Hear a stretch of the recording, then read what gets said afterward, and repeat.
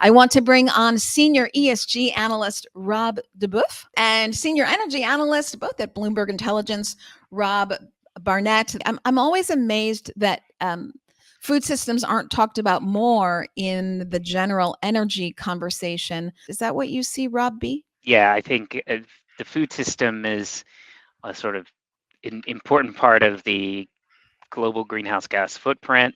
And so I think you've got to think about it from an emissions perspective. On the energy front, I think that there are so many other things on the pecking order.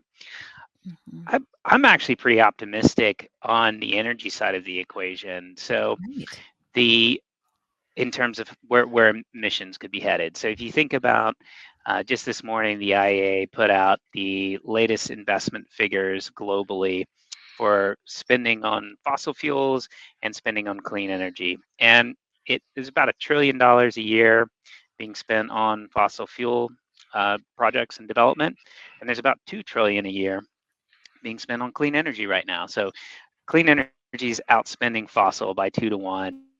And to get to net zero, it's got to be closer to 3 to 1. So, yeah, I think there's a lot of green shoots. It's trending in the right direction. And so, I don't know the food piece of it that well, but I can envision a world in a few decades where the energy piece of emissions is solved. And so that's going to put increasing pressure on the food industry to also solve that. And I know from prior conversations, you're actually pretty optimistic on food. So maybe the world looks pretty good from an emissions perspective in a few decades.